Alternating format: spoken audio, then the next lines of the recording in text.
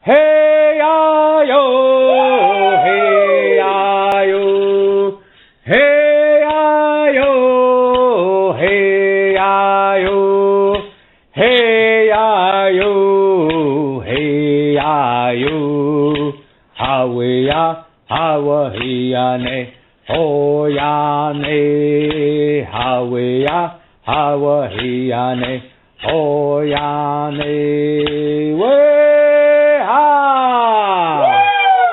ya ho ganewa, ho ya ne, ya ho ganewa, ho ya ne, ya ho ganewa, ho ya ne, ya ho ganewa, ho ya ne, we ha, he anu ha we, he anu ha we, he anu ha we, he anu ha we, ya nu ha we, hey yo ho, hey anu ha we, hey anu ha we, ya nu ha we, hey yo ho, we ha, hey no hey ya, no ya hey, hey no hey ya, no ya hey, hey no hey ya, no ya hey, hey no hey ya, no ya hey, hey no hey ya, no ya hey, hey no hey ya, no ya hey, hey no hey ya, no ya hey, we ha, we hey ya, we hey ya na, we hey ya, we hey ya na, we hey ya, we hey ya na, we hey ya, we hey ya na, oh ya ne, we hey ya, we hey ya na, we hey ya, we hey ya na, we hey ya, we hey ya na, oh ya ne, we ha, yo ho he ho, yo ho he ho, yo ho he ho, yo ho he ho, yo ho he ho, e do ga ho ne, ho yo. Osio, Osio elisanoio sta, oganale ele nagida. I'm Mashu Whitefeather, Ugidali Renega. I am Chickamauga, Cherokee, Ani Gaduwa, and Osage, and I am one of your hosts tonight. I'd like to welcome you all to our show, The Indigenous People's Voice. I would also like to introduce my co-host, Doreen Bennett from Aotearoa. Kia ora, Doreen. Kia ora, mashu, and kia ora koutou katoa. And welcome to Indigenous People's Voice. And also with us, and as part of our staff in the background, we have Chimmy Bennett, also Western Band Cherokee, Osio Chimmy. And then Sheila Folger is in the background watching over us all to make sure we have a smooth show as well. And then our guest this evening is Moonie Kwe. She is Anishnawbek Kwe from 4.5 hours, I think, northwest of Toronto. I know she's north of Canada. I'm not really for sure which direction she is, but she's our guest for this evening. And then in the background, also my cousin Giizhigatekwe, 2 dogs from Kentucky. So Moonie, Aniniji.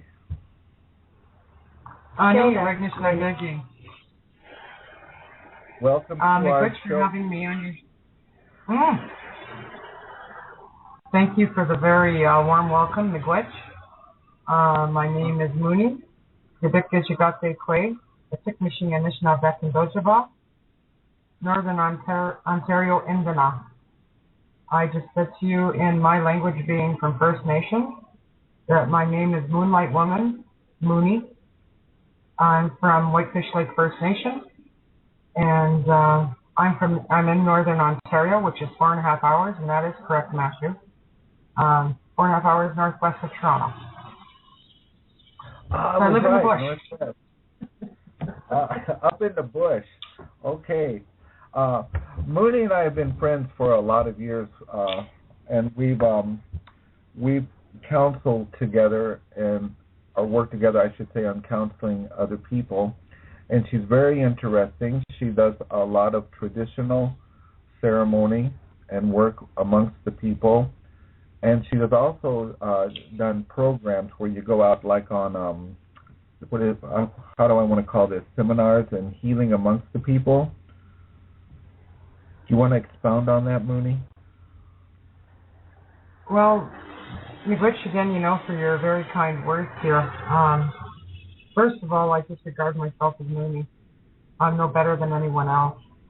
I guess everyone has gifts, and I guess of being blessed as a seer, and having that ability, and working in capacity also as traditional healer.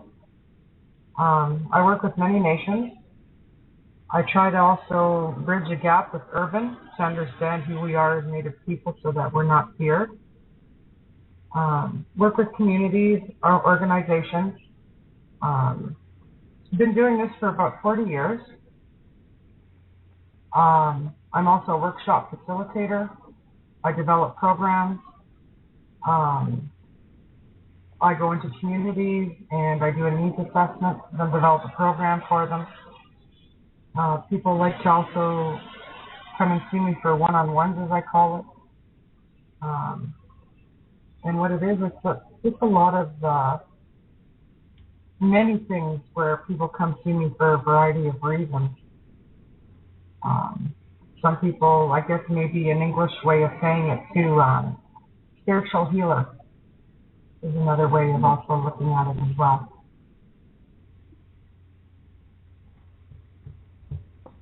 Very good. Yeah. Hi, Moonie. I've been looking forward to talking with you today, Moonie, because I haven't talked to you for a little while. The other night we did, but that's a catch-up from months that we haven't talked. Because just to let the listeners know, some of the work, I've seen Moonie's work over the last 2 or 3 years, is it, Moonie? That correct. We've been talking time. Just that's absolutely correct.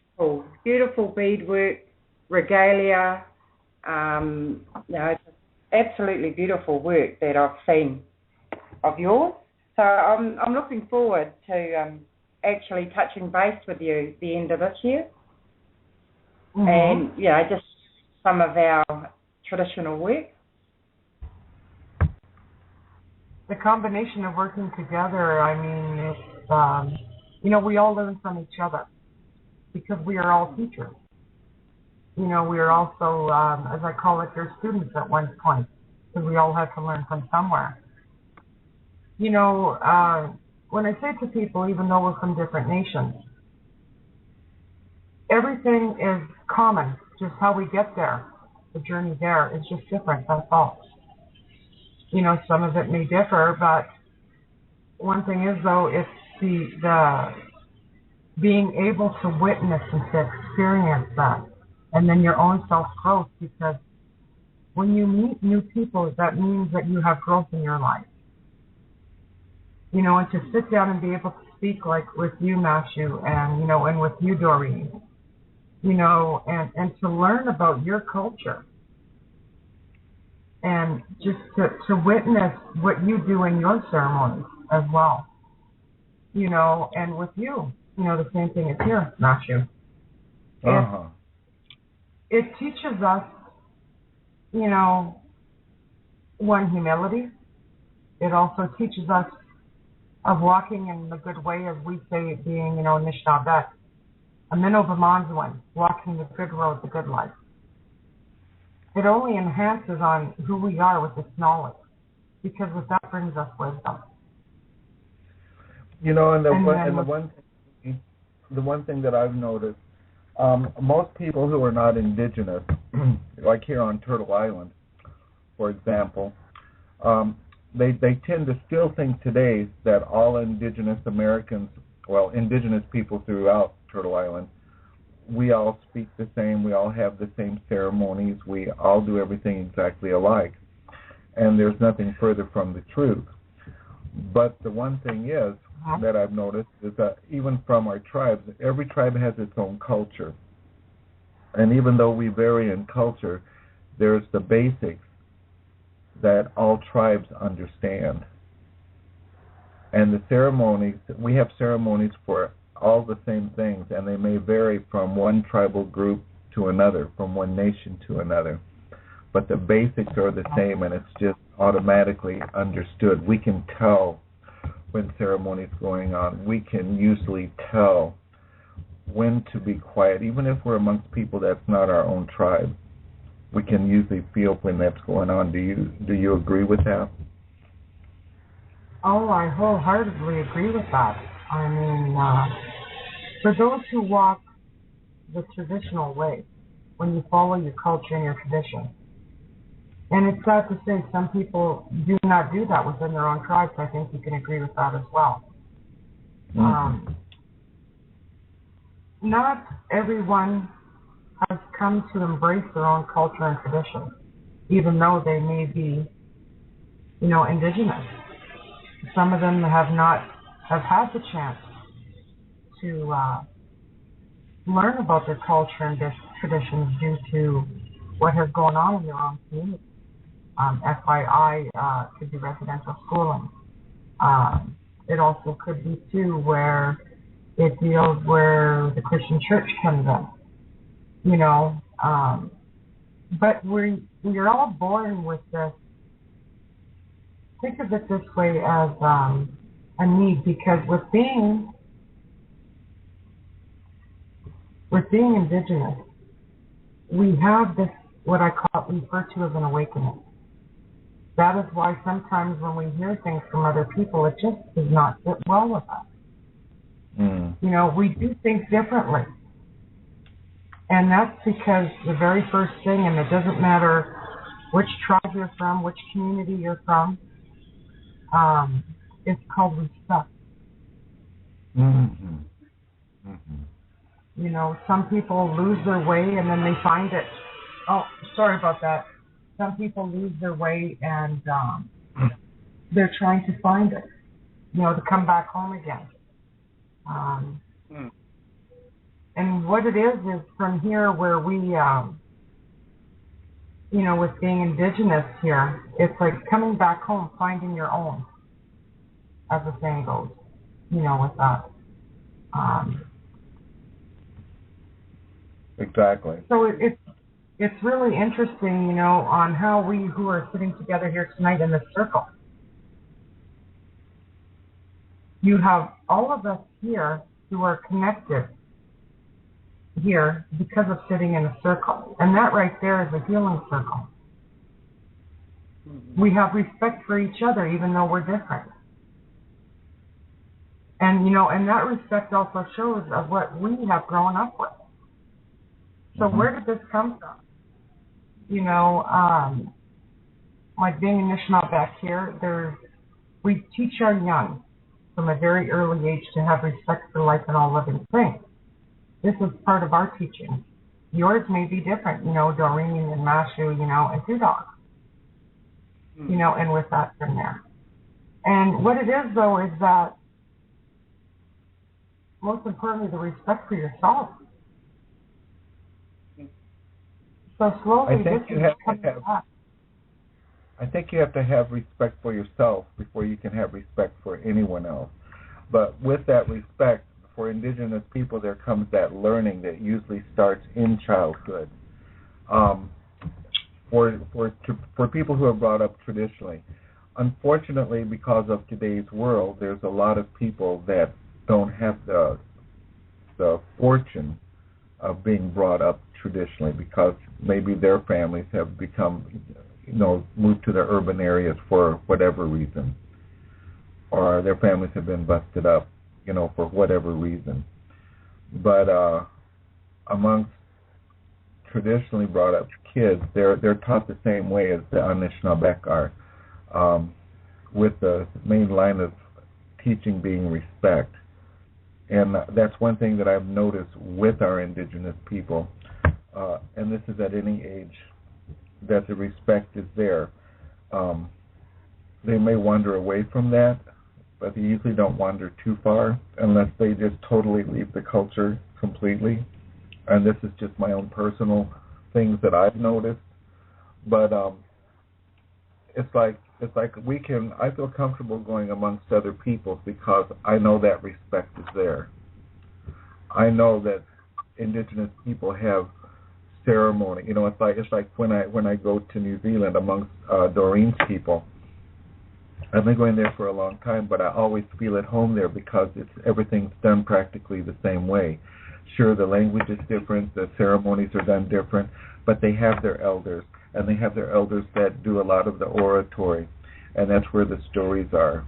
And like right here, we have like three different tribes represented right here. Chimmy, Two Dogs, and myself, we're all Cherokee. And then you're Anishnawbek, and then Doreen is Maori. So even though we're three different tribes, we still have the basics that are the same. I guess that's what I'm saying. And we can move very freely amongst each other in comfort because we've been brought up with that basic training. At least that's my personal experience. I agree with you with that. There's some people, you know, everyone has their own term. We don't say God as an example. Our word for him is Yanando. Some people may say the Creator. Some people may say the higher power. You know, it's all about respect. You know, we learn things when we are meant to learn them, not when we want to learn them. Some may find their way earlier on in life, and some may find it later. There's nothing wrong with that. The one thing, though, is that this all comes from within. So when it's your time to learn this, and for those who have been honored to learn this earlier, will tend to walk this sooner. Those who find it later, you know, it doesn't mean that they're indifferent. It just means that the teachings for them were coming to them at that time. And then by walking that way, that's when you find your way back home again. And they also say that these teachings don't come to you until you're ready. That's correct. You know, you may find a 4-year-old who's being groomed, you know, for a chief, you know, who has a lot of the grandmothers, like in being Anishnawbek, around them who will give the teachings and with the language. You may find someone who's 40 years old who's just meant to learn it then. You know, there's no difference with that. The understanding and the main point about it is that finding their way home, as I call it. You know, feeling comfortable with oneself. And then it's like almost taking like blinders off, rose-colored glasses, and then finding their purpose. And it's like, wow, feeling comfortable in your own skin. I hope you don't mind me saying it that way. But you know, though, you know, and speaking with Doreen, and you know, and with you, Mashu, you know, and with the years, you know, Mashu, you know, with ourselves, with us first meeting many moons ago, pardon the pun, but also having respect, being from different tribes, but also to the understanding, you know, the ability to sit together and to learn from each other. And then with meeting you, Doreen, and then asking you about your culture, you know, and your traditions, and seeing you and having you explain that, it's like, wow.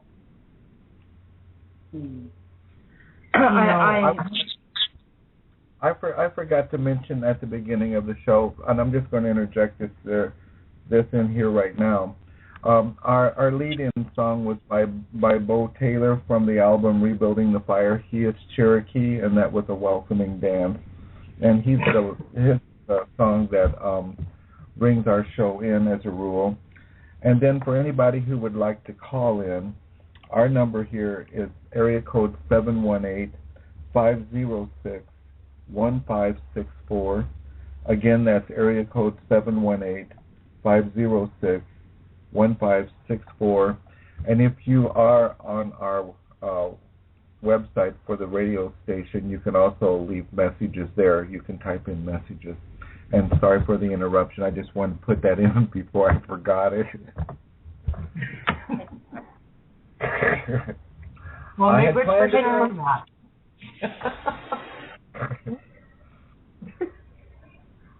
You know, I really love the fact with the show here and being able to share and having others listen, you know, having others participate, and also hearing of what they have not been able to hear before. And this is also too what's today. I think this is a good vehicle for that because, like for tonight especially, you know, and the subjects that we're going to be covering, and then on our other programs too, it helps people who maybe have not been around their cultures, you know, for whatever reason, to come in and get an indigenous perspective on what's going on in the world today, and maybe learn a little bit about their traditions, you know, depending on who our guests are and stuff like that. And no matter what tribe we are, like we said, we still have basics that are the same. So maybe this is the beginning for someone to find their way back home to their people. I think that's a very good point there, Moonie. It also too brings a piece to one's heart. It's like listening to what words then reach their ears. Because this is done in a good way, because you speak about culture and tradition, it's, you know, the ability of having some place to go where you feel at home when you're not at home. You know, that respect this circle, you know, that's sacred, you know, that you allow, that you have created here, that where you allow then others then to enter. You know, that also plays a big part in helping someone to say, wait a minute, because I don't know all this, yet I could still listen. Why is this bringing me home again? You know, that's from an old memory. You know, like for us, speaking of that part there, being Anishnawbek, we hold the water teaching. And to explain that further, first of all, it's for the women with the ability to give life. And besides the umbilical cord that feeds nutrients to the child, it also feeds the DNA of our lineage. And when that transfer then is complete, not when we want the baby to be born, but when that transfer then is complete, that is when the new life comes to greet the world. So with it being on that point there, and that's where then it's like an old memory. It's like, wow, I've been there before. Why do I know that? You know, that calmness, that feeling. You know, everyone is special in this world. We are all special. We all have gifts. We all have blessings. Some people just use it more and some people don't. And that's fine. But, you know, when people get lost, and also, too, with what you have created here for others to hear, is a place to say, wow, this is my place where you feel comfortable, where you feel safe. So it's, in a way, I call it like a lodge away from home.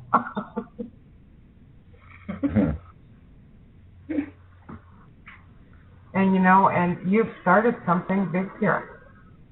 You know, and I'm very honored to be, you know, on your show here tonight. You know, that's, I'm very honored at being asked to be, you know, a guest here. And to also share with what you have created and for the world to hear that, wait a minute, yes, other nations can come together. And there's no bitterness, there's no, you know, there's no ego, you know, there's humility here, you know, and respect for, because we are all different. And, you know, when people come to see, wow, there's a place like this here that actually exists, then what it is another person is going to speak about your show and say, wow, look what's been created here. Look what we still listen to. And also by them, also as well, with speak to you on what they would like to see on your show, and with how you accommodate different people. And this is what will make it even larger stuff. I think it's a good format for our people to come together, and I look at it as being another step towards unity. And this is something that we really need today amongst all indigenous peoples, especially because according to prophecy, and my understanding of prophecy is that they always says that the world was going to come to an end and all of this stuff. I've always interpreted that as that it's not coming to an end, but we as indigenous people are the change. And I think it's important, in order for that to be effective, that all indigenous peoples come together and work in unison. And that's not just for indigenous people, but when our indigenous people do it, it will be working for all of humanity. But it's the way I understand it, it's through our indigenous people that this is going to happen. But you know what you're also creating? Sorry, Doreen. Sorry. I'm just thinking that is happening though at the moment, isn't it, Master? Like with the Idle No More, I think that sort of spearheaded the moves that are happening now around the world for Indigenous people. Yes, you are exactly right, and that started in Canada. Started in Canada. That's right. And remember when that happened, I even said when I was over in your country, what affects one indigenous people is going to infect all indigenous people. Here we are a year later, and it's already here. We've already had the Lakota people from Nebraska and South Dakota by the thousands in Washington, D.C., putting up their lodges, and protesting. They went there on horseback from Nebraska and South Dakota. And then other tribal groups have been joining in theirs last weekend in protest of the XL pipeline. And it's the same thing. It's our people have this to unite under. This is one good reason, and it's to save the planet, to stop all this stupid fracking and tar sands and pipelines and stuff that's killing us all. That's all it's doing. And this started in Canada, which a lot of people in Canada call Kanakota, and it started by 4 women. And it's a spiritual movement where the weapons are only the drum, the song, and the round dance, or the welcoming dance. And that's to invite other people to come in and help, and it's to save the earth and the environment. And it was started by the thing that got this whole movement started was Prime Minister Stephen Harper decided by the swipe of a pen that he was going to just take away native status. There wasn't going to be any more indigenous people in Canada anymore, and take away their treaty lands, their treaty rights, their water rights, their resources. And the people said no. And these 4 women started this movement, and 2 of the chiefs up there went on hunger strikes for the people. And then and we heard about it last year. It came out, all this started while I was in New Zealand last year with Doreen. I was over there for 3 months lecturing on our people and culture, and we heard about it there, and so we just kind of became the spokesperson for Idle No More in Aotearoa, New Zealand. So this is where it started, and I think it's picking up momentum, as things get further along. But the thing that's amazing is none of this has been in the mainstream news media. Most of this information that has gotten out about Idle No More anywhere in the world has been through vehicles like our show, the internet, and people passing the word through here. There's nothing better than this technology that we're using here for traditional purposes. And because mainstream news media does not want the public to know what's going on, and they hide it. But well, they're not allowed to. They're not allowed to. That's why the government has placed a ban on that. The one thing is, though, is that when you really think about it, people fear Indigenous people. Instead of asking us, which we are more than willing to sit down and share about our culture and tradition, people fear us, and it's sad to say, people still look upon us as savages. People still look at us, as, I hate to say this, but, I tell people you watch too much movies, by not working, and we're, one of the jokes, that's commonly said, where do you hide an Indian's paychecks, in their work group? And it's sad on how we've been portrayed, and I think that's for all tribes. We're supposed to all get along. That's why, with being Anishinaabe, our medicine wheel, with the 4 colors that we have, traditional colors, it represents all the races in that. With I Don't Know More, here's another thing. We're just not we're not doing this just for, a First Nation. We're doing this for everyone. Exactly. We have the right to clean water, and that's for everyone. Mother Earth, in my language, is Atikameksheng. She's been crying. And I tell people, I've been saying this for the last 15 years. She doesn't need us to live, we need her. We have polluted her, we have made her sick.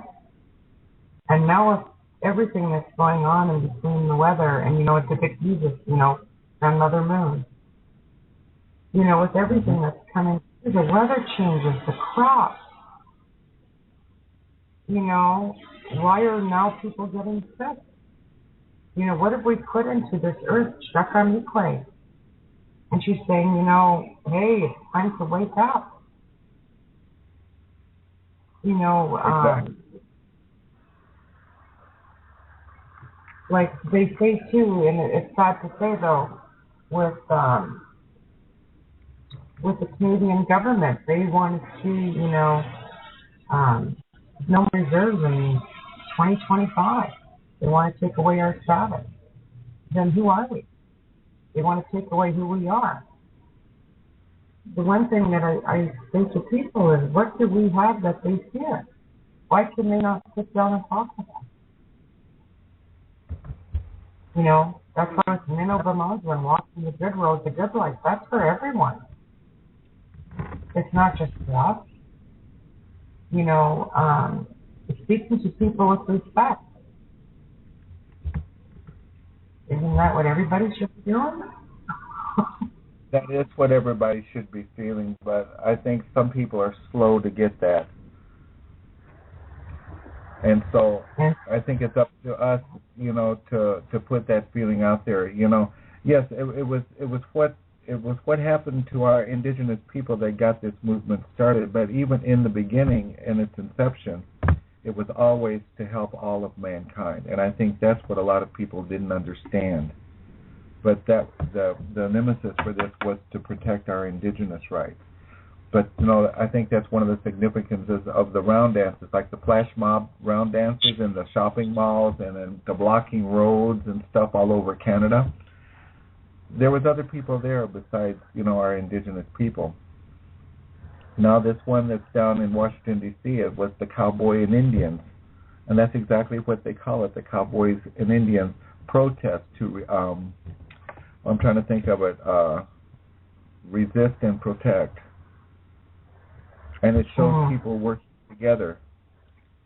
And they had I don't know how many teepees up there on the lawn in front of the monuments there, all over. There were thousands of people there over this last weekend.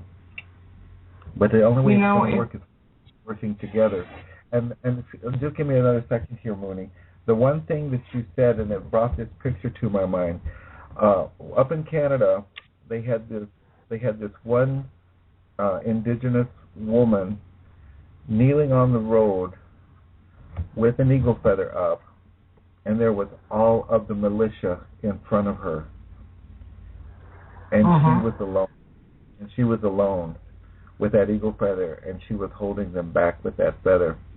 And the thing is, I think a lot of the problem today is that the governments of the world are still afraid of our traditional medicine and the power of our medicine. The power and a lot of that is because they don't understand it. They don't. They fear it.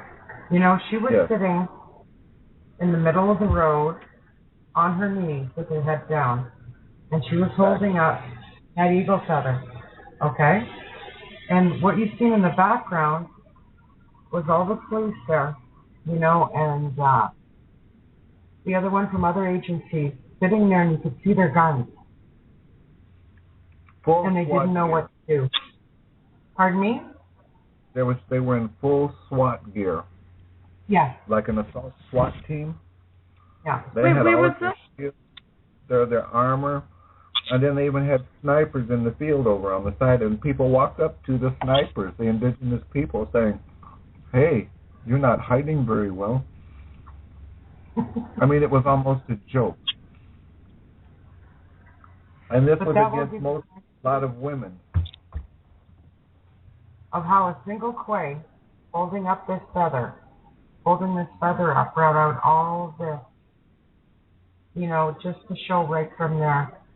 And she wasn't doing anything. It's like when the flash mob, we would go out in regalia, and people would just look, and we would bring our drums, okay, and we would drum and we would sing, just to show them in the malls and wherever a flash mob was at, even in the streets. You know, and meanwhile they had other, you know, forces of authority there with guns to make sure we weren't going to do anything. And, you know, and it was so sad to watch. You know, while they brought guns, we brought our feathers and we brought our songs.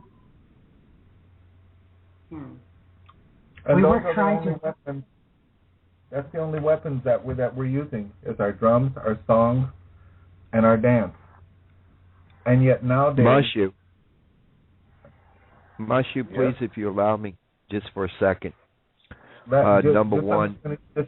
Let me finish this sentence first, two dogs. Okay. These are the only weapons that we're using, and yet today, with just those three things, you can be considered, for protesting, as a terrorist. And that's the only weapons we have. It's a drum, song, and a dance.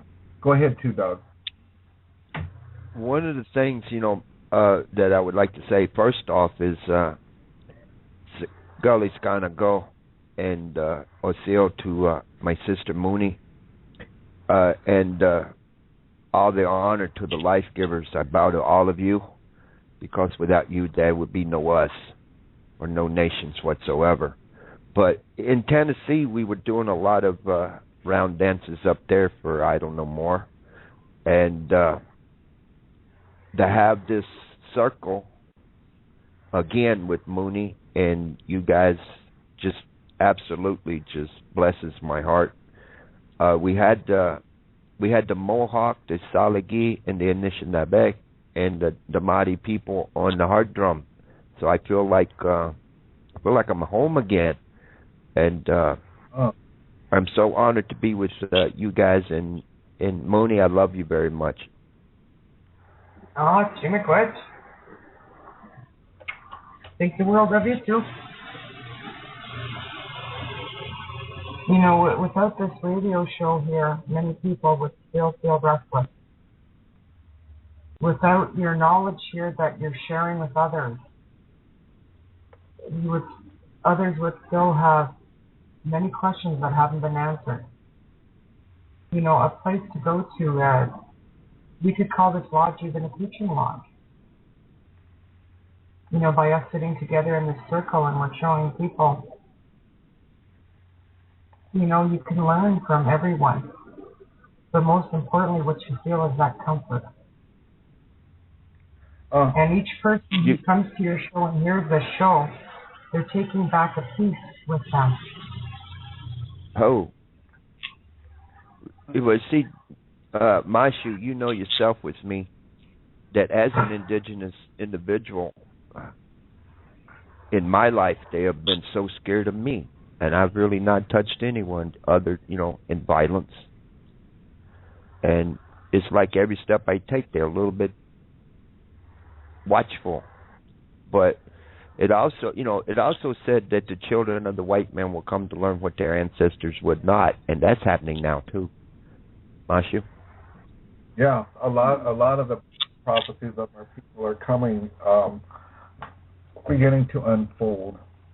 And that's a good thing, because everything I've learned from my elders, and everything my elders have told me, so far I have seen come true, and so that's why I'm still one of the ones that listen to our elders, and I listen to what they say, and it's like I sit and wait for it to unfold before me, because I know there's truth in those words,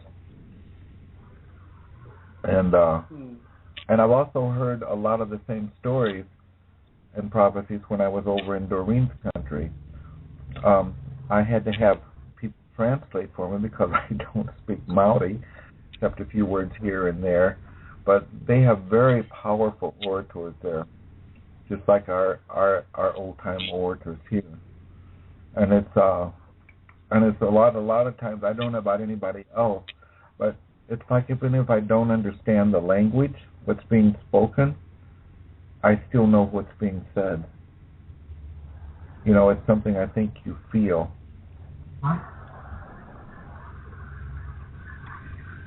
Just sitting here, Masha, and listening to everyone, listening to how our conversations are going. I just think, because we're halfway around the world where I am in Aotearoa, and we do look at Turtle Island, Canada. We look at all the indigenous people there, so that we can see where we fit. And I think social media places like our show here, Facebook, the different places that we're on the internet, have in some way brought our people closer with you.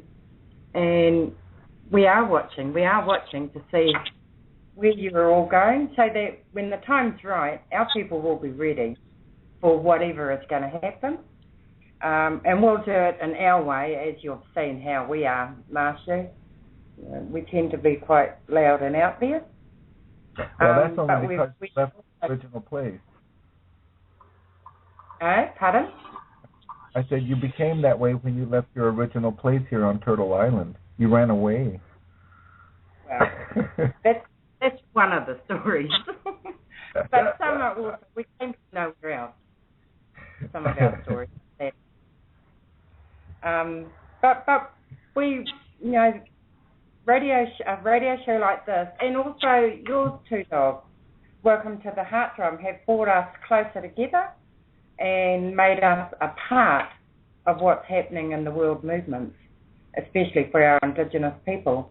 The UN this year, Mashu, I think has brought our communities that we're involved with closer, and made us part of that global network where we can start voicing again. Because these issues, I think, aren't new. They've been around for a little while. They've just become, people are listening the last few years. People are starting to listen now. But I think they've been fracking. I'm not sure what they called it in the old days. But they've been doing stuff like that here for a long time. They just, at that time, they didn't have a name to it. Fracking's only been a new name the last few years. I don't know what they called it, but they've drilled holes in our mountains over here for years and years and years.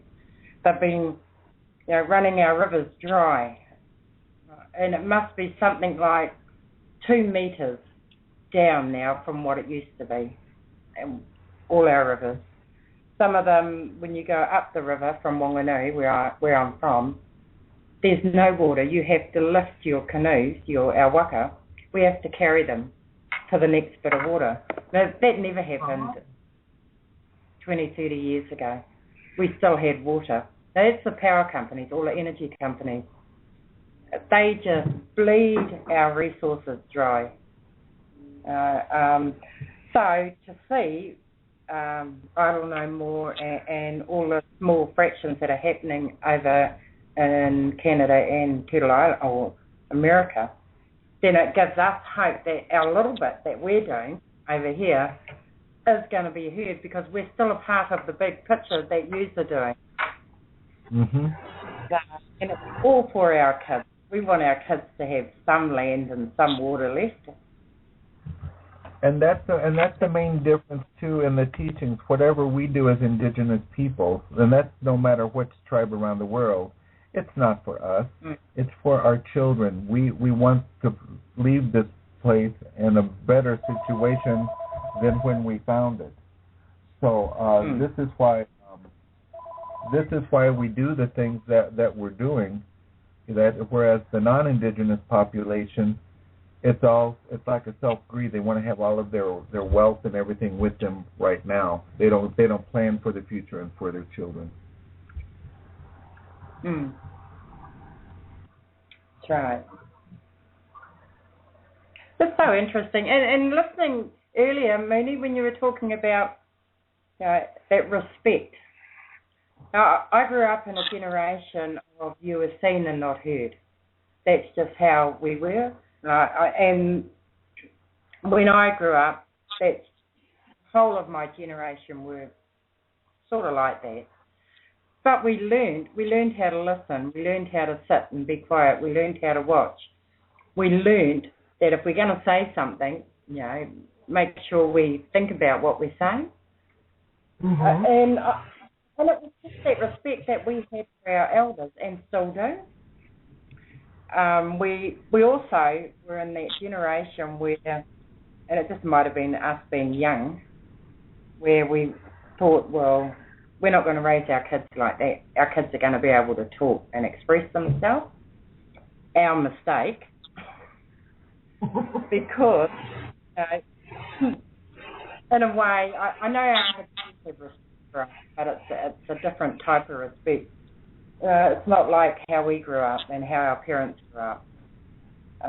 They can voice themselves to the point of not understanding the full depth of having respect. And that is I think that is our fault, our generation that's done that, so that our kids do express. And they will express to us whenever they feel we're wrong. So it's an area here that we still have to work on for our kids. They still have to learn when it's appropriate to say things and when it isn't. Just basic manners that we have for each other and for our elders. We sort of lost that a little bit because our parents and our grandparents became quiet from the turn of the century because of all the damage that colonisation had done. And then they worked on us to get educated. We worked on our kids to voice their opinions. But in that process, I think we lost a bit of our values and belief systems that we know or we think we know. And we have to work on that for our kids. Although in saying that, our kids are also what we see, and I was talking to some friends a couple of weeks ago, that our kids are real sharp. Today are very sharp. And like the internet savvy, they don't have baggage like we would have had, or our parents or grandparents. They don't have that same baggage, that we've had to live in to get to where we are. So they see the world different to us, and they seem a little bit more accepting change, and they are quicker to assess the situation and move on. It's not going to help them, it's not going to help their family or their community, and they move on to the next. So it's quite amazing to see. But in one way, I think it is our generation that have got them to that point where they actually are quite confident in moving forward and not taking rubbish with them. But I think that's important for today too, is that we have to move along. Any indigenous people and culture has to keep up with what's going on in the world today. But the important thing is in that process, we don't forget who we are. We keep our traditions, we keep our language, and we keep our culture. And so that's the thing that grounds us in who we are and helps us move on. Okay, I know a lot of times we sound like doom and gloom because we talk about what we've gone through as indigenous people in our history. And I've said it before, this is stuff that we cannot forget. It's important that we don't forget, that we remember these things so that we can learn from them, build on them for today, and then make a better future where these things hopefully will never happen again. But, you know, it's like most Americans here now claim our history, our indigenous history, as a part of their history. And it's not because we were here 30,000 years, long before the Europeans migrated to this country, but because of the manifest destiny and all of this stuff and what they've done in the last 500 to 600 years, in some way, our history has become a part of theirs, and I'm still trying to figure that one out. But modern America, hello. So it's very important for our people to keep that knowledge, to keep that history, to not dwell on it, not to live in it and keep it alive, but to learn from it and use it for helpful solutions for the future that's going to, you know, benefit our people. And I think that's what we're trying to do, at least with our Two Feathers International Consultancy. I think this is a goal that we're looking for. Do you agree, Doreen? You've already achieved the goal, actually, Mashu. And I'll tell you why. You've already achieved your goal. Oh, I'm sorry there. I apologize. You've already achieved your goal by creating that. Two Feathers. Oh. And I'll tell you why. The fact that you created that and want to bring forth that, you know, it's only your culture and your tradition that will keep you going. It doesn't matter which tribe you are from. Because no matter where you are in your life, in your own medicine wheel, and in your own self-healing, and also learning, it's your culture and your tradition that's going to keep you alive. Your culture and your tradition that is going to also bring a peace to your heart. And also, too, will bring you back home to where things make sense. Very simple.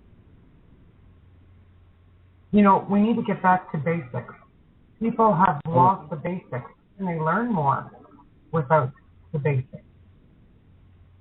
So the more you learn about who you are and which nation you're from, and you follow your traditions, you keep them going, you follow your culture, only then will you find your path that you walk of peace, and also show others you're proud of who you are. And a lot of people have lost that.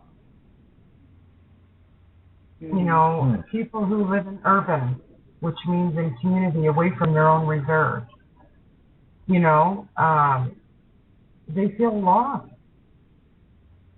They're looking for a place to belong. Everybody's looking for a place to belong to, something to believe in. Yeah. And so with your consulting that you have put together, with working together, even though you're across the seas, but coming together to show people that, wait a minute, by accepting on who you are, where you're from, following on what your traditions are and what your culture is, that only adds to your life, doesn't take away, it adds to it. But you see, that's what people fear. And by talking about it, you're eliminating that fear. Yeah.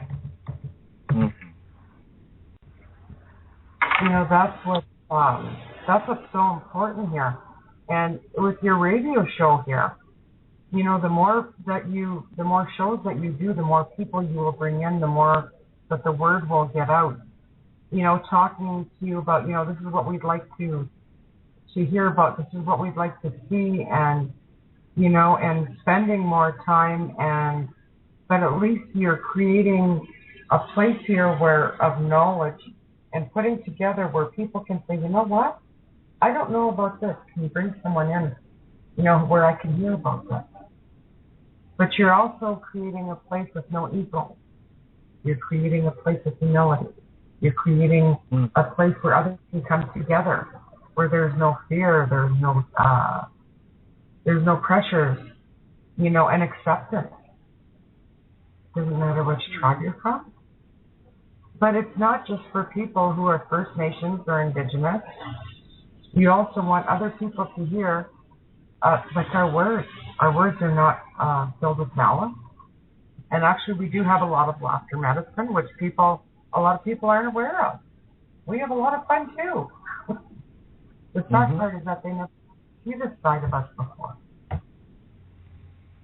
You know, when we all get to dance together, it's like, wow. You know, and I can't wait to dance with you at a powwow. You know? Yeah. Can't wait to go to ceremony with you. You know, and it's like, wow, look what you've done here. That in itself is good medicine. Oh my God, yeah. It's like, look, when I first met you, Doreen. It's like, wow, tell me more about you. I know. And we've been friends ever since. So I just feel so blessed.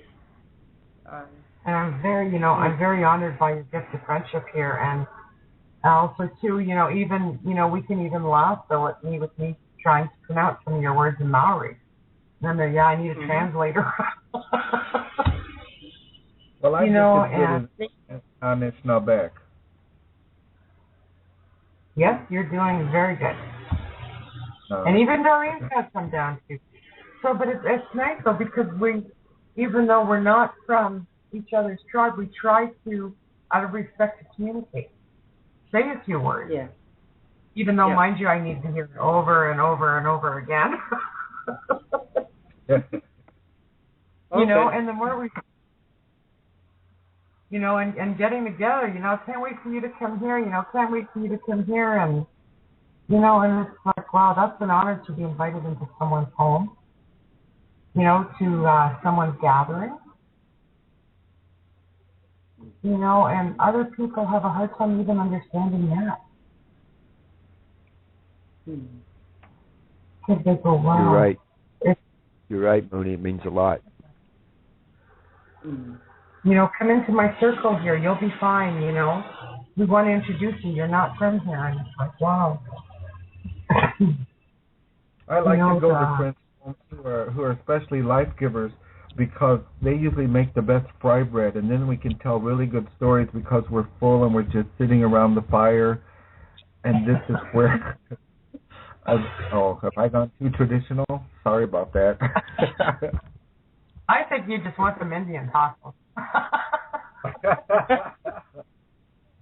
If you remember, Doreen, when you come over here and we went to powwow together, I just wanted to introduce you to everybody. And we danced together in the circle, and that meant a lot to me. I know. Well, and me. But also meeting everyone there in Tennessee. That was so lovely. There'll be memories I'm going to cherish. And I'm sure I'll meet everyone again, too, Dog. So thank you for that opportunity. And another thing, you know, it's an honor for me to sit and listen to the wisdom of the women, because the life givers are everything. Without you guys, there would be no nations whatsoever. So I honor you, and it's an honor just to listen to the women. Yeah, it's good. Well, that means a lot to as well.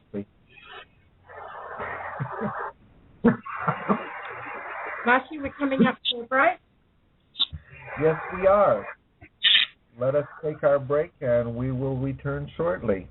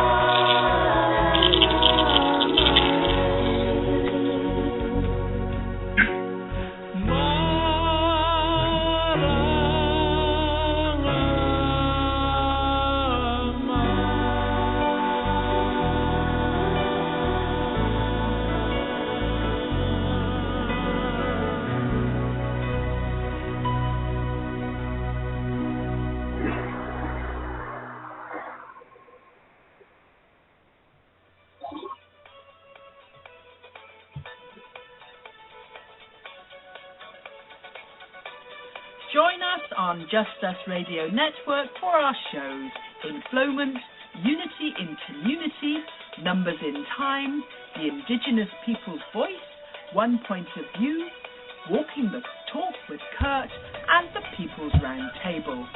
Check out our website for information about upcoming shows.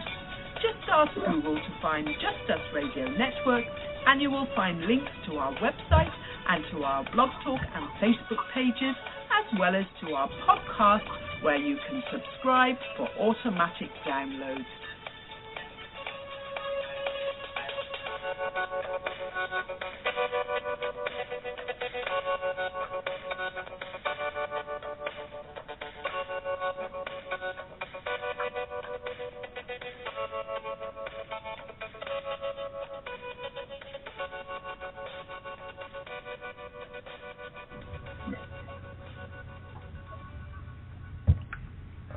Osio, kia ora, and welcome back to the second half of our show.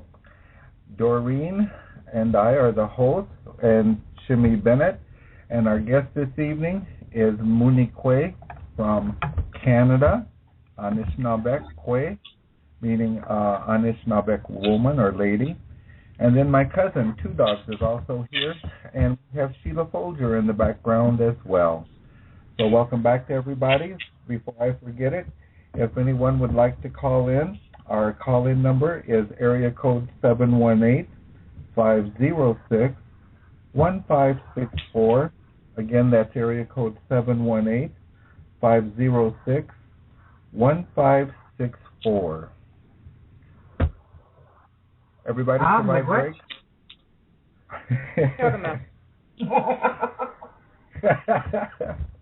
I survived break. I did good.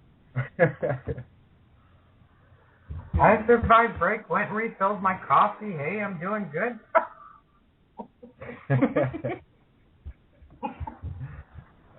Well, I haven't heard anything from Two Dogs. I think he still may be on break.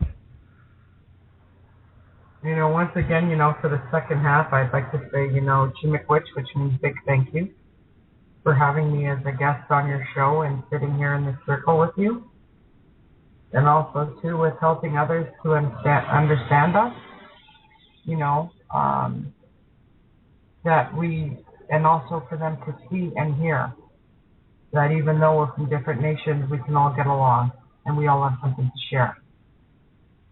Yes, and I wish more of our people were like that, because that's the only way we're going to get along, if we drop the old-time pettiness amongst our different tribes and even amongst each other, because that's the only way we are, as a people, are going to get anywhere today. And for those, I was just thinking in the break, I don't think some of the people really understand some of our terminology. When we say Turtle Island, we are referring to the whole North American continent, which includes Canada, the United States, and Mexico. And this is what all indigenous people refer to this continent as. This is our word. You never hear a traditional person say Canada or the United States or North America or Mexico. In any language, it all translates out to Turtle Island. And then we have our own names for our own tribes and people and our own nations. So with us as traditional, the migrants' European names mean nothing to us. It's what the modern day world uses, but our names have a much more traditional and a much deeper meaning to our people than the newer names that were brought within the last 500 or 600 years. So when we say Turtle Island, we are referring to the North American continent. And when we say Aotearoa, New Zealand, Aotearoa is the traditional name for what is now called New Zealand. And Doreen should probably be the one saying this besides me. And it means the land of the long white cloud. You keep jumping in, but that's right. Aotearoa refers to the land of the long white cloud. But I was sitting here thinking about it when you were talking. I thought, oh gosh, I'm not that great on telling the story. I will give a little bit of the story behind it. It was probably well over 1,000 years ago when one of our explorers travelled here on I think it would have been something like a 200 or 300 man canoe, our waka, looking for land and looking for resources for our people. And his wife was also on that waka with him, Kupe, who was the captain of the waka. And it was her that saw the cloud. Like, they saw a lot of other things along the way, including a whirlpool, which is well known in our story. But she saw the cloud in the horizon, and her words in Māori were, Aotearoa, the long white cloud. And so Kupe, knowing that there would be land underneath, followed that cloud. Yeah, and that's how we were born, our name. God, I don't know where New Zealand come from. I guess that's English, the colonialists. Mm-hmm. Mm. Oh, wow. You know, Yeah. the colonialism that's been brought in, that we are now trying to decolonize, you know, people with who we are, but this also allows us to be ourselves. And with what you're doing here, Doreen, and also Mashu as well, with having programs out there to help people to get them back home, as I said earlier. Thank you. Thank you. Yeah, and to learn it's not who they hard. are.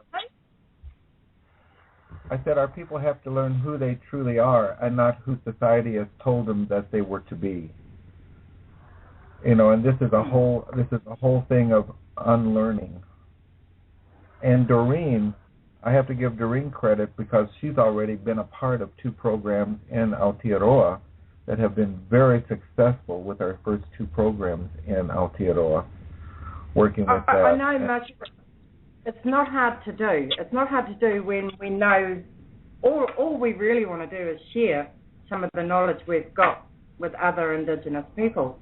It's not hard to do if that's your passion. And the words that have come together on paper and that we talk to are stories and words that our ancestors, our elders and our ancestors have said. So it's not new. These are things that they've been saying, you know, throughout the generations. And we're up to our generation. We've just formatted it into another way of sharing this knowledge to help our peoples get back on the right path, you know, and then have a better life for ourselves, for our families, for our sub-tribes, our tribes, because it will ripple out if we all get on the same page. And it's actually been falling quite nicely for Mashu and I to, you know, storm ahead and do this. I think I was talking to you a little while ago, Mashu. Every year we've been able to develop a little bit more and a little bit more. And I think it's only because we just want to share this with everyone that wants to listen and wants to be a part of it. And it's just come along nicely, ain't it, Mashu? Uh-huh. Yeah, but we're also teaching the basics, and we're showing the comparisons so far in the programs that we're doing, and it's actually where tribes help other tribes. Tribes helping tribes, as a matter of fact, is one of our logos. That's our concept. And like I was trying to say before, the 2 programs that have been done in Aotearoa thus far has had nothing but rave reviews on how they've touched the people and have ignited the flame in the people to really find out who they are and where they belong in society and within the family and within the tribe and within the clan, you know. And I think that's really good, you know, that we've been able to do that for just a handful of people so far. So I'm really looking forward to works out. You know, with what you're doing here, and it's sad to say, but ignorance breeds fear. And what you're doing here is you're educating to take away that fear. But it's not just education of what culture and tradition is, it's education of respect. It's the full sense of the word. Yeah. You know, and you embrace others who wish to say, you know, who to stand up before, who could not really stand up, and also to help them get their voice back. Because the voices in too many nations have been lost. You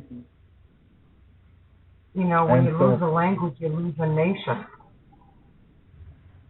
the voices of our leaders have been lost, and this is another thing that we hope to stir up. Once the people know who they are, they can stand, and they know who they are. They can stand firm. Their voice comes back, and then they become the leaders. And then that's when the people will really move. And it starts with what you're doing here, and it's respect. Respect is the first thing. Respect for all life as we teach our young. For all life and all living things. Respect for each other. Where has that been lost? Who said that we should stop respecting each other and hurt? I'd like to know where that started.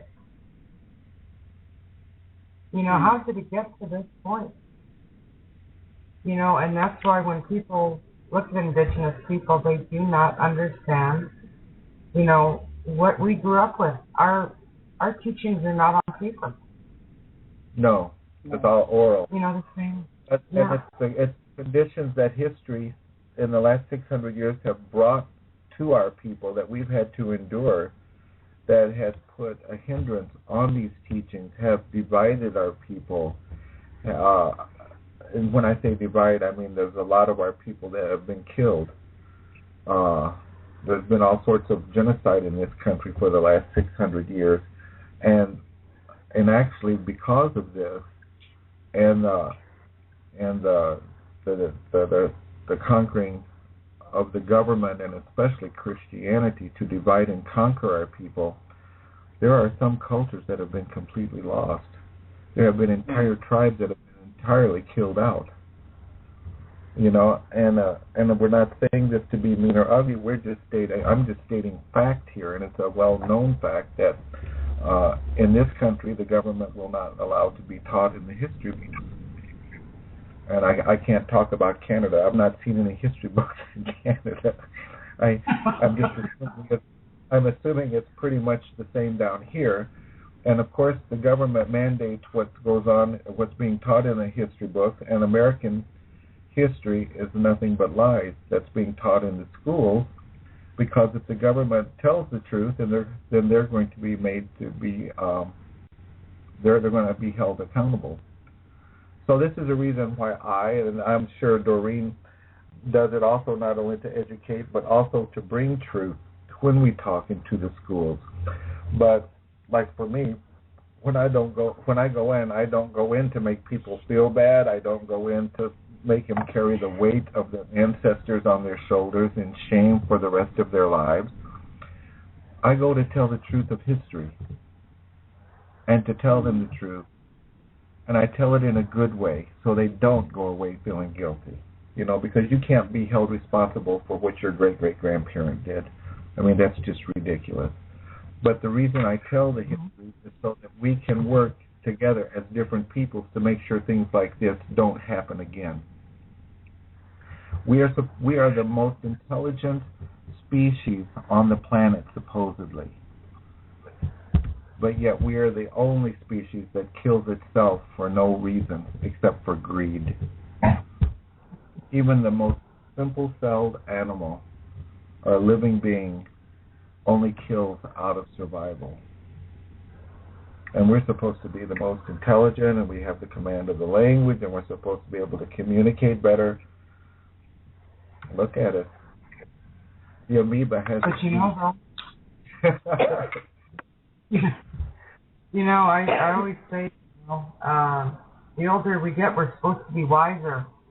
But at times, I say it this way, at times we act like we're stupider.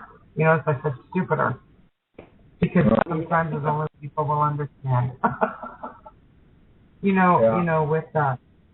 And it's interesting, though, on how people react to people who are traditional. You're scared because you have belief in yourself, in your culture, and your tradition.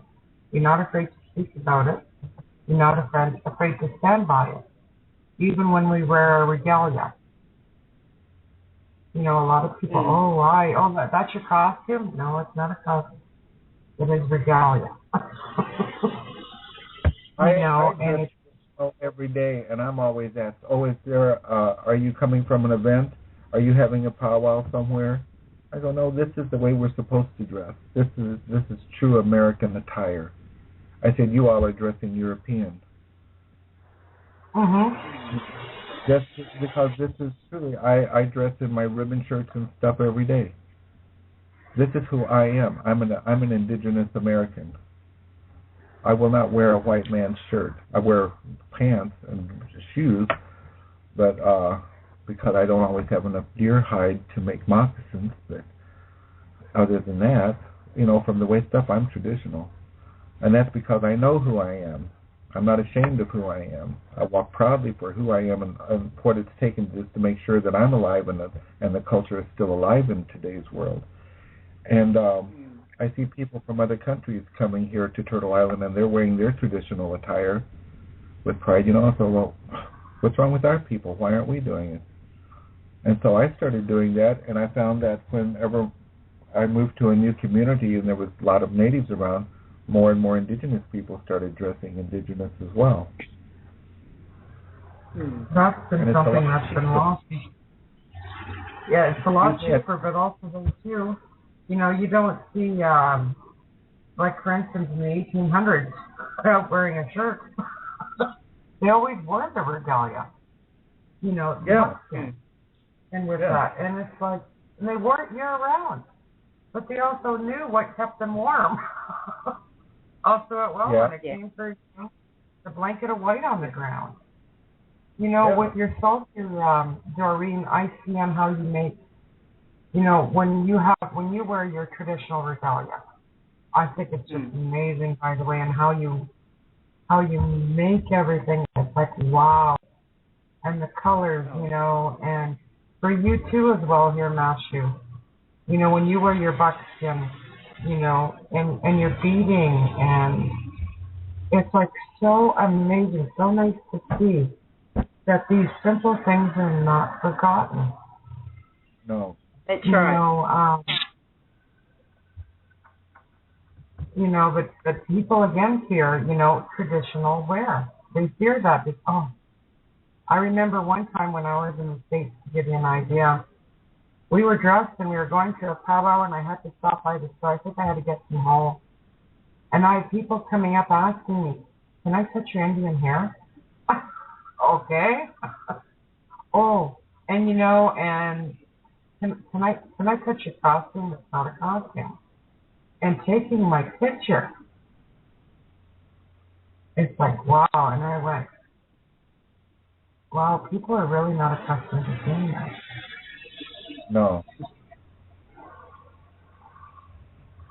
And it's like, I almost said to them, where do you come from? It's like with our status cards up here.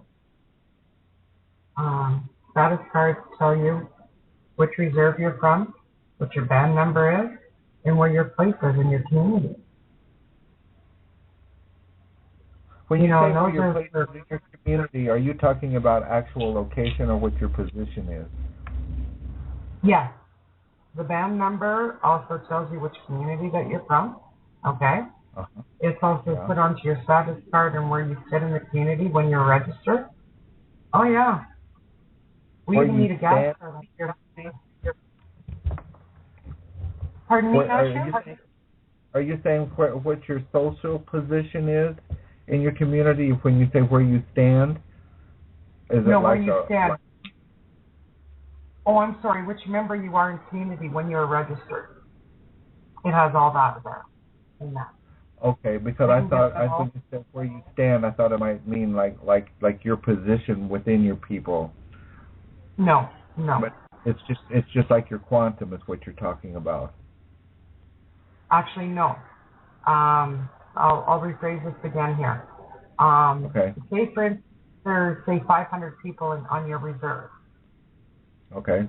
On your status card, it'll tell you which number where you were at in that reserve. Okay, I got it. And, and that's another way of where we're tracked. Anytime you use your status card in the stores, for being, for when you purchase things, it'll show you. It tracks you. It tracks everything. I don't know if they do that here or not. I know you have a number. You know, if you're federally recognized, you have a number. I'm not aware that they track that. I don't know, Jimmy, do you know anything about that? Yes, I do track it, and we do have a number that we don't have our blood quantum or who we are in the status, but we do have a number just like a Social Security card or anything else, and they keep track of us through that way. It's your enrollment number, right? That they keep track of, right? Not what number you are in the nation, but it's just your tribal ID number. Right, exactly, like a Social Security number. Ours is a little bit more detailed. Now, what's interesting when you said about blood quantum, get a load of this. With us going to the States, being, from Canada, the upper part there of Turtle Island, for us, we can go work in the States. All we need then is an address, and we can be given a Social Security number. But now what they're doing is they're going by blood quantum. If it's less than half, then you cannot get that for dual citizenship. See, what I would like to do is start a movement to get rid of that damn blood quantum, because that's what's really been the main divide amongst our people since that was started right about the time of the Dawes Act, and that actually got more Indians to turn against each other than it did anything else. Because our people never had that before. We never looked at someone and said, "Oh, well, I'm more Indian than you are." That was a carefully devised ploy to get our people to turn on each other, and we bought into it really good. We really bought into that, and to get the land away from us. So because they figured after so many years there wouldn't be any natives left, and then they could just have all the land. That's the only reason that blood quantum thing was started. And the other thing. Say what? Oh, I'm sorry there, Mashu, for disrupting you. Yeah, I'll just say divide when and you're done. conquer. Yeah, to divide and conquer, and our people. This is part of the decolonizing that I'm looking at, is to get our people to start thinking indigenous again and get this way of thinking out of our minds, because our people never were like that before. Doreen was telling me that they tried that in New Zealand, putting it on the census, that put their blood quantum and stuff, and the people absolutely refused to do it. Yeah. It didn't work here at all. Like, we just didn't bother to mark it. If we did, and everyone did, and they weren't getting actual figures, is what the government wanted. But that we just threw it out. We just ignored it. We look indigenous. We sound indigenous. If they can't see that, then there's something wrong with them. We're part of that. Sorry. Oh, sorry, Doreen. I cut you off again. Me bad. I'll have another drink of coffee. It's still good. But what it also does is, because then they wanted to know which tribes were we. Now, I belong to 4 tribes, on my mum and my dad's side. And if we go back in time, I probably belong to a lot more. Now, for us to identify 1 or 2 spaces, which is what they had on the paper, it's just not going to work, because we won't, in our head, we won't deny one of our tribes. It's just, you wouldn't do that. So it's actually better for us not to name them. Ah, okay. And see, for here... Yeah, they actually do, because and that was probably the 50s and 60s, maybe 70s, when they tried to introduce that here.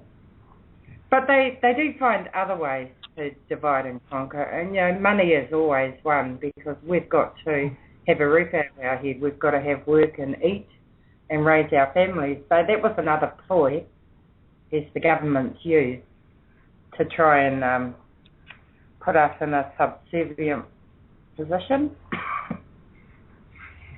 I was thinking of another word, but it wasn't a very nice one. Yeah, but that's not even working well now over there. Do you think, Doreen? Well, because Go ahead. No, it's not, because they also, we've always fought for our treaty to be recognised, and we've only got one here, so I think it's a little bit harder for our government to deny, recognition of it, when all the tribes in our country are fighting to get it recognised, and the recognition of our resources, our sovereignty, really, I guess is the English word translation they had. But for us, it's rangatiratanga, determining things for ourselves. So, on one side, this was happening. We were still fighting for our treaty. They would feed us bits and pieces, and one was the restoration of our language. And I suppose they didn't realise that as a people, we all jumped on it and started that movement, our Kohangareo movement, which is our language nest, that starts from naught, from the womb to the tomb. That's what it's about, teaching our young. And once they introduced that, I think the government didn't realise that we would all jump on it and we would all start to upskill ourselves in our history, in our whakapapa, which is our genealogy, and we'd start hearing, which is what we did as well. That's what you were talking about, mashu?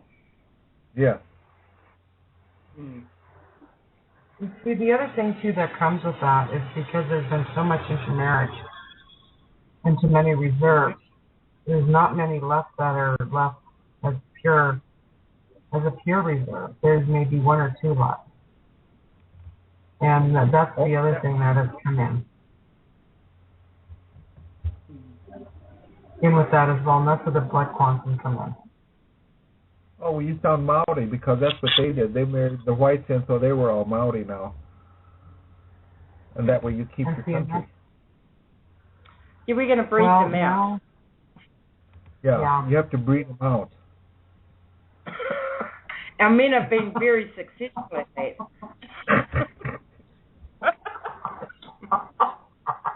Hey, Doreen, I think you and I are the only ones that got that.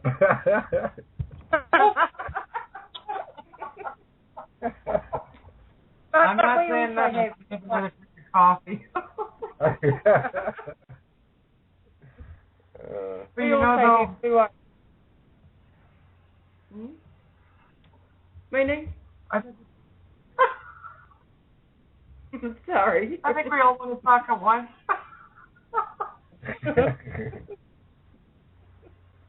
All what people is going to be hearing is laughter medicine coming from the radio show because we're all drunk. That's okay. That just shows we have a sense of humor. Oh, yes, we do. And there's more to us. So much. Which beats the eyes.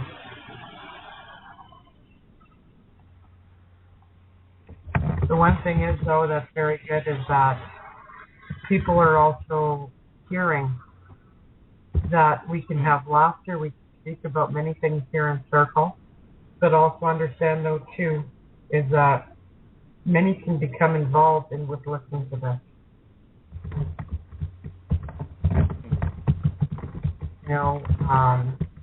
Hearing the languages and hearing the words, gives people a better understanding of who we are. It's like we are working here for the best of all mankind. And that's what's important here. Our hearts are also to where our hearts run red. Our blood runs red just like anyone else. I don't know what the other people thought at times with doing this to all nations, but, it's like, wait a minute, our heart still beats the same way. That's right. Our blood still pours through our veins the same way. Okay, at times we mean different things. But ultimately, when it comes down to the same thing, we are showing people here with your radio show where they can hear, but they can also visualize what they cannot see. That's what's important. Yes, we are human beings. And it was... Sorry, Mashu?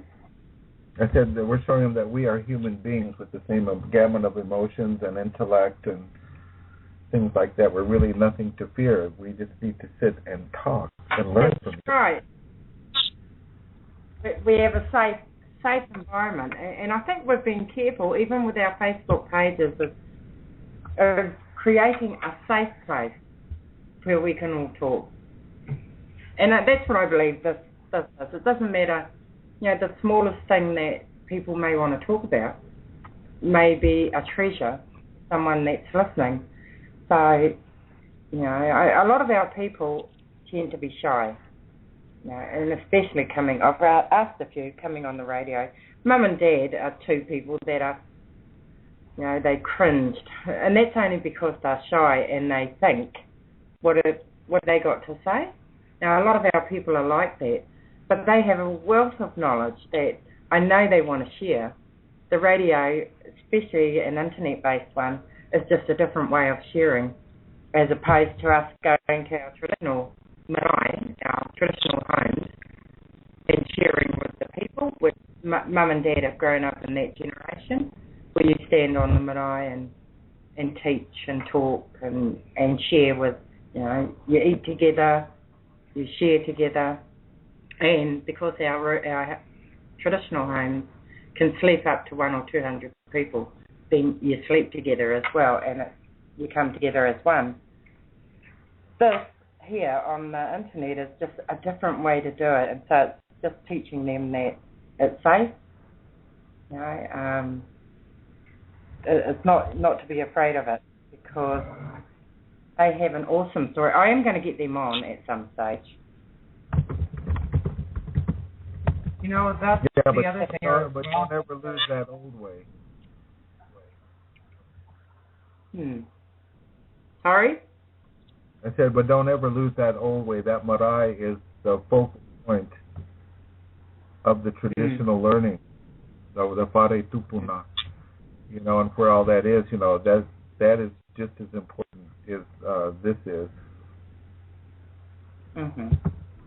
What we're doing here right now is we're giving people a little taste of what we do when we have time to all be together here.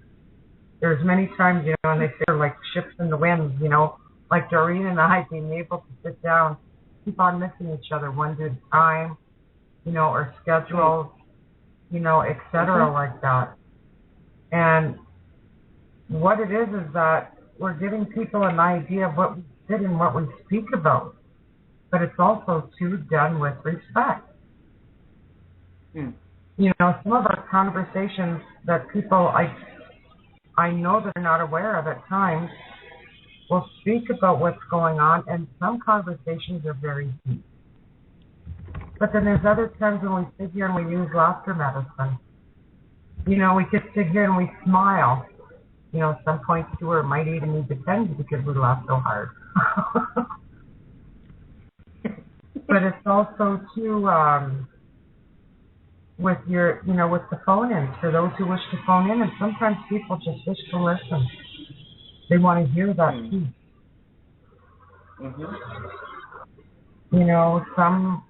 Some voice more than others. And we're sitting here, and with all of us who are here in circle tonight, some may not be all speaking, but that does not mean that they're not here. Some people are here with us in spirit, like the old ones, the ancestors, are here with us. And we're helping to get that word out. We're starting it, and that's what's important. And we're showing people, don't fear of who you are. Let your voice come out. That's been taken away for such a long time. So by creating what you have here, this circle, you're also showing people that, this is who I am, and I'm not afraid to think about it. And that'll in turn then show others, wait a minute, now I have a place to go to. I can either call in, I could listen, I could tell someone about, this radio show here, the circle that's been created. And hey, you gotta come listen to this. And all it takes is just one voice. You know, there's times where I'm sure that your shows get very deep, and there's other times where it's more relaxed like this. You know, and it's showing people that no matter what we speak about, anything can be said, as long as it's done with respect. Yeah. You know, with it that way there, it's not too often that people can feel comfort of being themselves. And speak where they're not ridiculed, they're not belittled. You know, and that says a lot right from there. So each time you have a show, this grows and grows. Think of it like we used to kid, grandfather, a little stone, you know, in the water. The ripples grow and grow. This is what you're doing here. And you're getting it out that you have a program, you have developed programs, it does work, decolonization. You know, it's like, forget about what you were told to be who you are meant to be. This is how I look at it. These are my words. Exactly.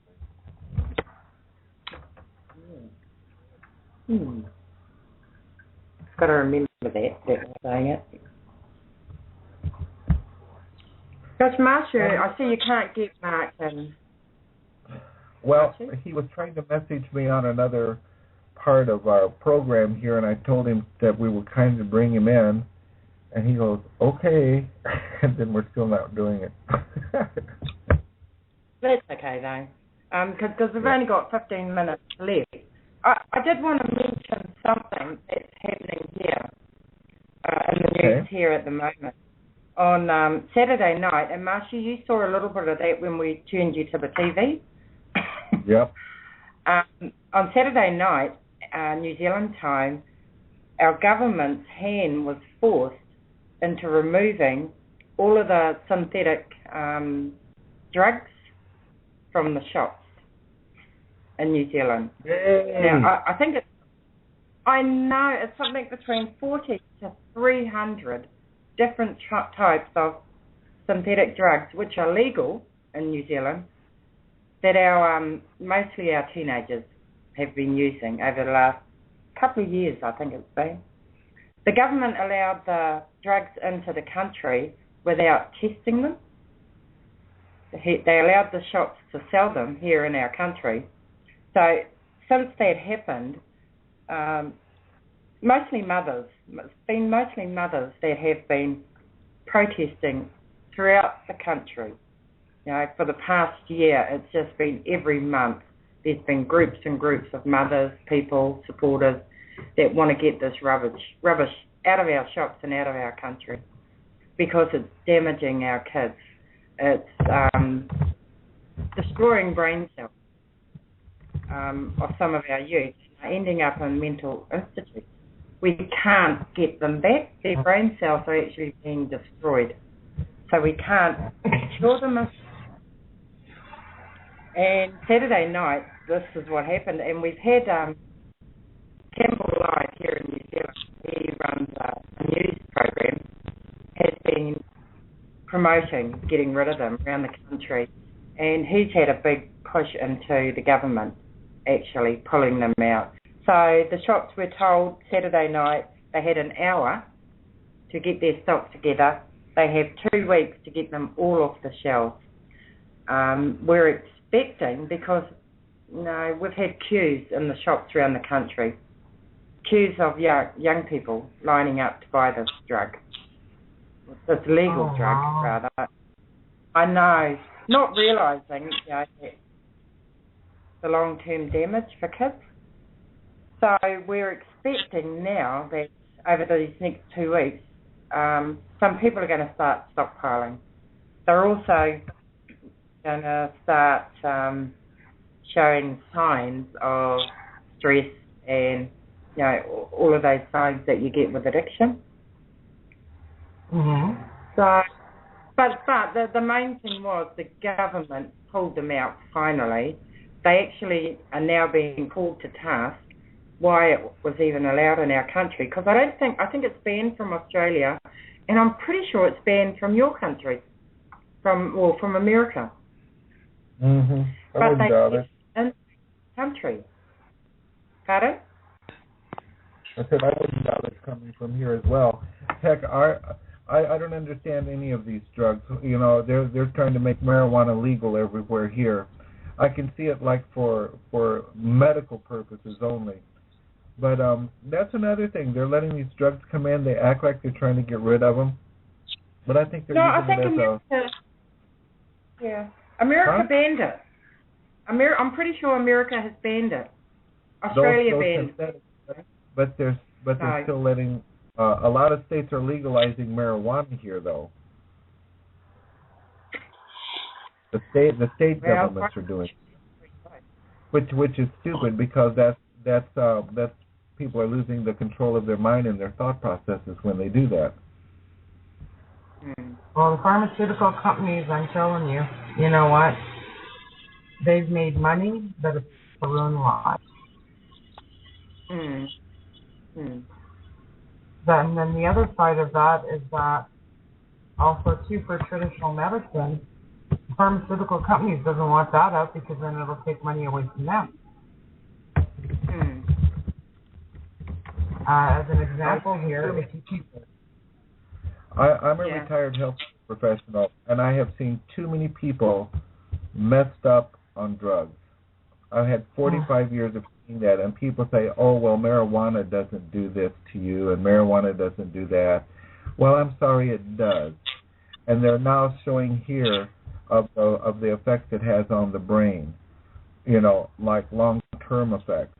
And that's just been within the last 3 or 4 weeks. Now, I have no problem with using that particular drug for medicinal purposes only, because as a medicine, it really does do good. But for recreational purposes, I can't understand why anybody would want to have their mind screwed up that bad for the rest of their life with any type of drug. Marijuana is a natural drug, These synthetic drugs aren't, and they're damaging our kids. At the moment in New Zealand, in Aotearoa, we have no cure for it at the moment, because it's this man-made drug that's just destroyed brain cells in a lot of our kids. Oh, and they're doing that with food in this country too. There's a lot of synthetic stuff in the meats that they're putting in here that's been discovered here in the States. And a lot of the stuff that's affecting the food is through Monsanto, and there's 37 countries that have banned Monsanto and their stuff. I don't think the United States has done it yet. There's too much that they're putting into the meats, into the foods, you know, and the earth has also been affected by it. Where they say it would take, you know, at least a good decade to clean it out for you to grow your own with not having any of what was put into the earth. You'd have to dig down at least. Yes, Mark, welcome. Osio, darling. Osio. Okay. Welcome to Turtle Island. Thank you. One of the things about the drugs nowadays from the marijuana of the 60s is that they've developed it and they now call it skank. That's the stuff that they use now. And the carcinogenics in it are about 10 times worse when people used to use marijuana for medical purposes or just to trip out. And that's right. so the stuff now is not the same. It's been made stronger and more intense. There's a lot of money involved, as you know. Did you hear what they said about what happened in New Zealand, Mark? Well, what happened? About all the synthetic drugs ordered off the shelves? Yeah, that happened Saturday night. Government's hand was forced by the people, by the media, and by the other party. So they had an hour, shops had an hour, take them off the shelf. They've got 2 weeks to get them out of their shop.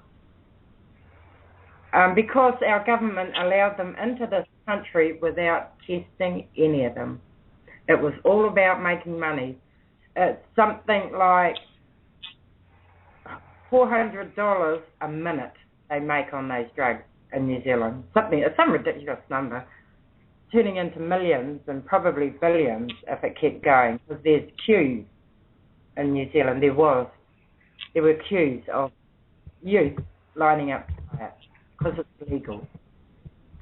In the 1800s and 1900s, the British government, they run the drug trade out of Hong Kong and China and Singapore. They owned the dens, and they also had the dens in this country, in England, and people used to go in there and used to smoke, chase a dragon, as they said. And so at one time our government, or my government, was casting on it.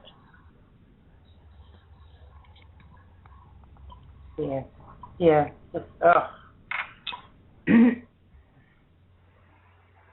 So anyway, that has damaged. It's an election year for us here. You say it's damaged election year? Yeah, well, it's an election year, so it's damaged the government. Oh, I see what you're saying. Okay. We have several people on with us now, and I would like to thank everyone who came on our panel tonight to talk with us. See what you do, Moonie. You just bring lots of people with you. That's a good thing. And we've got about 7, 8 minutes left. So I think we're going to try to wind down here, and I'm going to have people kind of say a few words to, if they want to say anything to close out for this evening, and that includes the people behind the scenes here that have been working our show for us. So I'm going to start with our guest first, Moonie, if you'd like to say anything.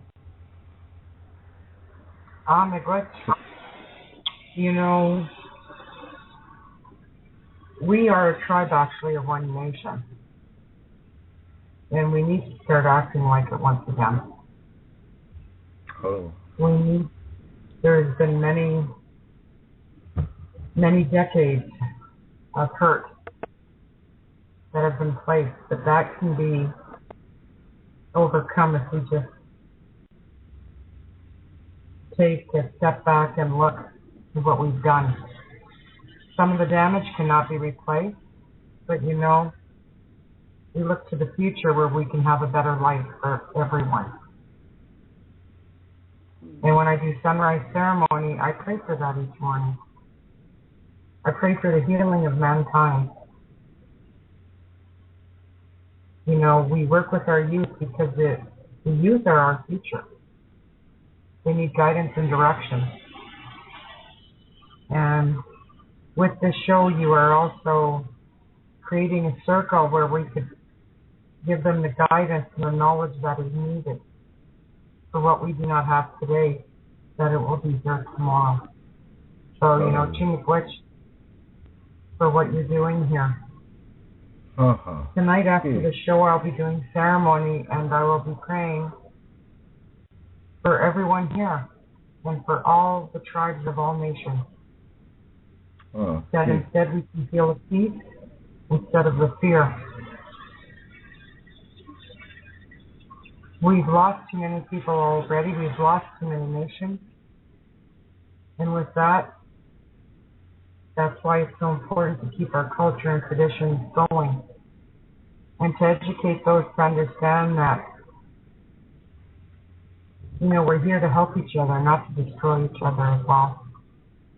And Chimikwich to you all here, which means big thank you, for being here this evening, for inviting me in as your guest, and also, too, for allowing the sharing circle here. Mikwich. Ski Mooney, thank you. Doreen, Kia ora. do you have anything you'd like to say? Kia ora, mashu. Well, I'll be quite fast because I know time's getting on. He mihi aroha kia koe, Moonie. Thank you, Moonie, for coming along. I love listening to you, regardless of being on air or not, because you have all these wonderful stories, and this knowledge that you give freely in our sharing. So thank you very much for coming on board. Kia koe, Two-Dog, and also Two-Dog, you're with us every week. Thank you so much for the support and jumping in when you need to, and I'm pleased you do that and feel comfortable to do that. And also, Mark, enjoy your trip around Turtle Island. I've sort of been following how you've been going and what you're up to, so it's nice that you've come on for the end of our show. Thank you for that. And Sheila, Jimmy, thank you again for making mashu and I sound good. Well, I think we sound good. And to all our listeners, he mihi aroha kia koutou katoa. Two Dogs, do you have anything you'd like to say? So that was interesting.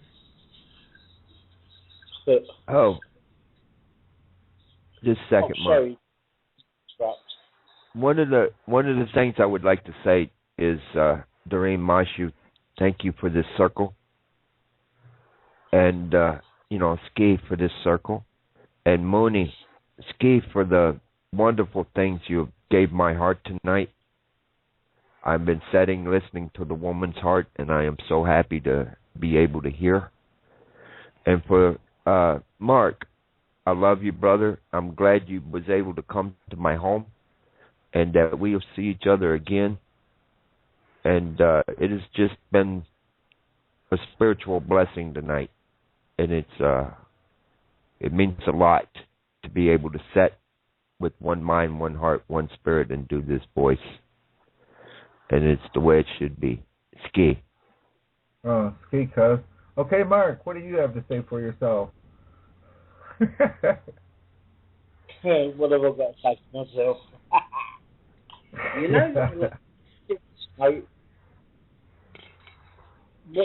What you're doing in these radio shows to bring people together, it's important because it's an anchor. There's a lot of people out there that don't have anything, but they have the show. I've had a lot of people speak to me over the course of the years that I've done the shows. And this is very important because it is unity. We've got to bring them together, educate them together, and help them to understand. Once they do that, then we'll find that life will actually run smooth. That's very all good. I say. Oh, Ski, Mark. Chimmy, do you have anything you'd like to say? Yes, I think it's very important that we all do come together as one nation. Moonie did express a really good point there, and stop being divided, let go of the conditioning, let go of the ego, come together as one nation, wake the sleeping giant. And Sonelio Stayali Donadaga, Omari Kakitiano to all. Sheila, do you have anything you'd like to add? Well, mashu, Doreen, Chimmy, Two-Dog, Moonie, Mark, I really wanted you to have a radio show here or somewhere else because, as thousands of us around the world know, we're all in this together, and thousands of us have the same values as you do. We've walked away from everything that we were controlled with before, so I'm honoured that you're here, and we are all in this together, and that's the way we're going forward. Good one. Ski. Okay, people, I'd like to thank all of my guests, all of our staff. I hope that we've reached some people out in the tonight with some wisdom in our traditional teachings and our philosophies. I'd like to say Sanoyo Sai Donadaga Ha'i Pomari Akakitiano, which means good night, and until we meet again, both in Cherokee and in Maori. Donadaga Ha'i. Tama Kiminu Agawabagan.